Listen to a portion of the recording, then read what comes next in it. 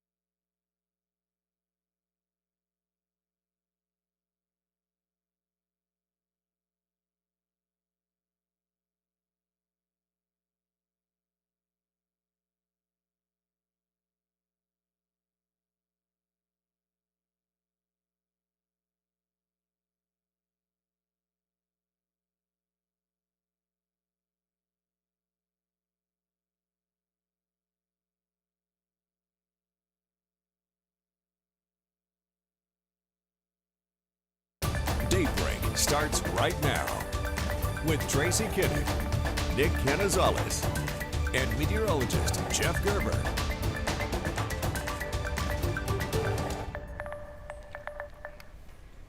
Good morning, Southeast Texas. Thanks so much for waking up with us on this Monday morning of 12 News Daybreak.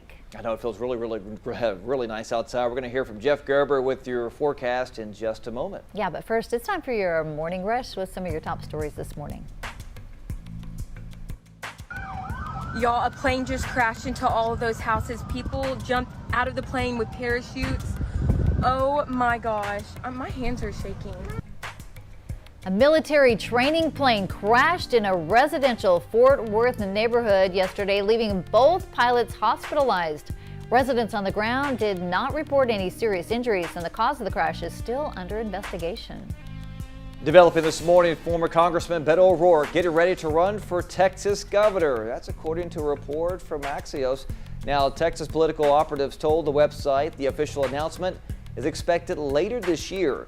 In 2018, O'Rourke took on Senator Ted Cruz in a hotly contested race, only losing by about 2.5 percentage points. The U.S. has closed part of the U.S.-Mexico border near Del Rio as it tries to stop the huge influx of migrants from Haiti. The move blocks thousands of Haitian refugees who've been trying to enter the United States for almost 3 weeks now. The U.S. is starting to deport groups of migrants back to Haiti. 3 flights carrying deportees landed there on Sunday. The U.S. says it expects to send more in the coming days. And a grim discovery in the search for 22-year-old Gabby Petito. She hasn't been seen since last month during a road trip out west. Now crews believe they might have found her body. Forensics will have to confirm. Meanwhile, Brian Laundrie, her fiance and purchase of interest, is also missing in Florida. Authorities are searching swampland near his home.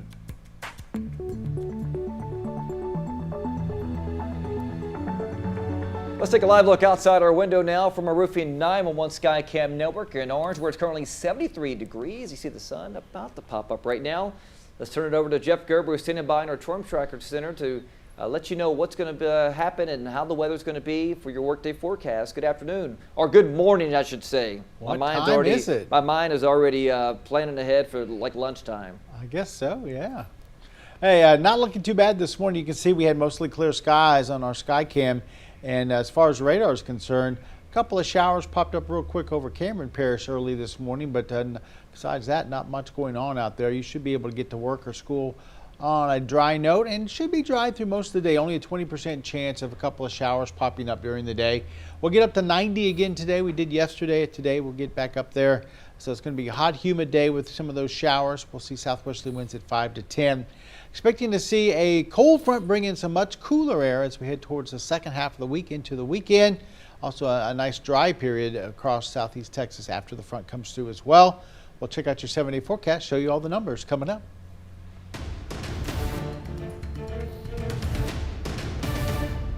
Today, lawmakers head back to the Capitol for a third special session. Among many issues on the agenda, redistricting at the very top. Dominique Lay in studio to break down what our leaders will be discussing. Good morning, Dominique. Good morning, Tracy. Well, the session itself will include discussions over COVID-19 relief funding, vaccine mandates, limits on transgender youth sports, and restraints of dogs. But the hot topic right now is redistricting and how political leaders plan to map out the new boundaries.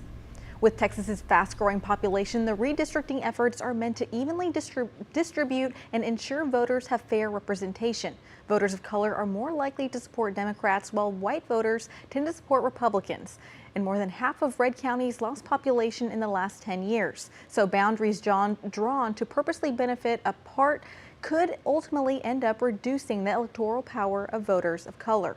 Texas Senator Royce West feels that the Republicans have control and they'll make the boundaries more advantageous for them. The fact is that Republicans control the House, control the legislative branch of government, and they will, if they don't get too greedy, they will not have to worry about too much litigation. Let me take that back. There will be litigation. And from that standpoint, Republicans will do what they want to do because we don't have the votes in order to stop it. Texas lawmakers must also reconfigure the map to incorporate the 2 additional seats the state earned because of its growth. This will be the first time in decades where Texas will not get federal pre-clearance to ensure political maps won't disenfranchise people of color. The session gavels in later this morning at 10 a.m. and will last for 30 days. Something needs to be done, seriously. Yeah. Because we all fed up.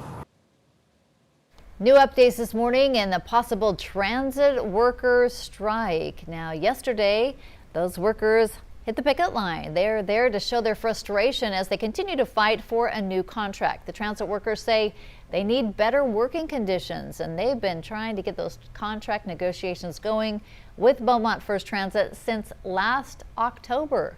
The transit workers say they're frustrated. They say between buses constantly breaking down and unfair wages, something has to change. We have buses that shut down every day in the middle of the street.